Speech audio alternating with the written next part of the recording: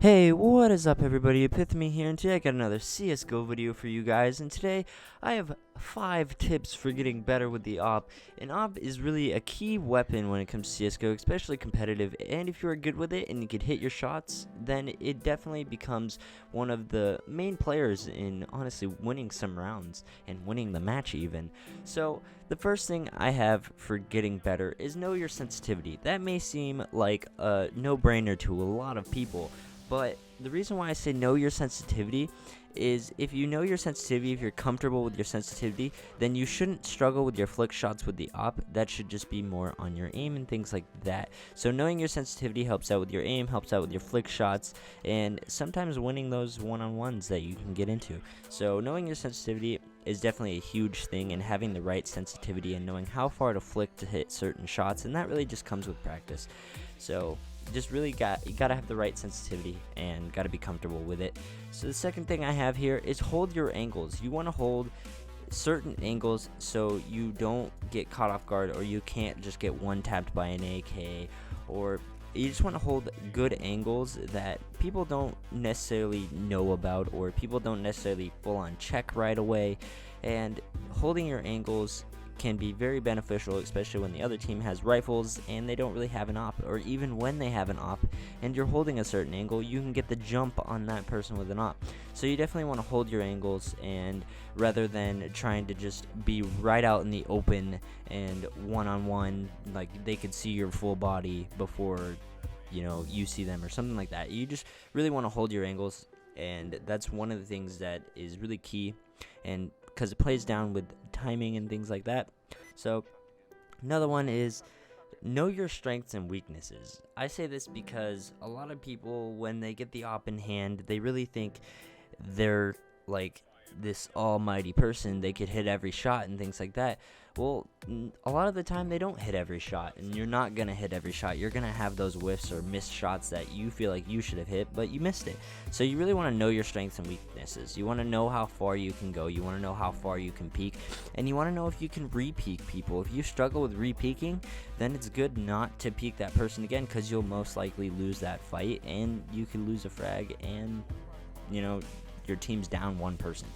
So you really want to know your strengths and weaknesses. If you know you can't play up close, then don't try to play up close. If you know you can't hold certain angles, then don't try and hold certain angles. If you know you can't get the first peek on someone and pick off someone, say Dust 2 long doors, if you can't get that pick, then don't try for it. It's not worth it. So knowing your strengths and weaknesses is a huge thing.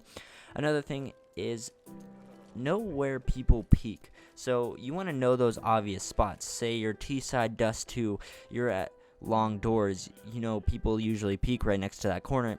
Pre-aiming helps a lot with the op, especially if you're trying to get the jump on people, because if you already know where to aim, then you are set, and you have like a faster reaction time compared to everybody else, because they have to think about where to aim and things like that.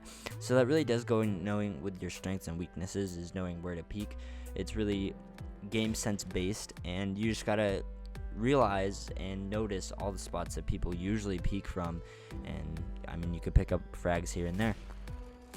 Now, my last thing that I have is practice and warm up. I am a huge advocator for this, and you always want to practice and warm up. You always want to practice with any gun and warm up with any gun.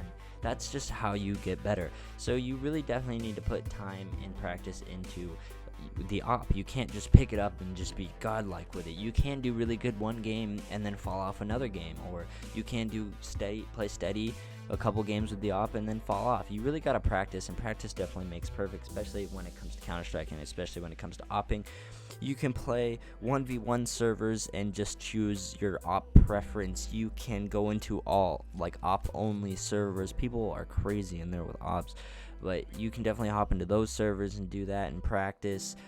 You can hop into death matches and practice with the op. You really just want to practice against real people, and either people who are opping. If you struggle with getting kills with other people who are opping, or if you struggle getting kills against riflers and you just get out aimed most of the time, then you really want to practice that aspect that you struggle in, and just warm up before your games with the op. Hop into deathmatch, hop into 1v1 servers, hop into headshot only servers. I don't know why you do that with an op, but I guess you can if you want to. I've seen people do it.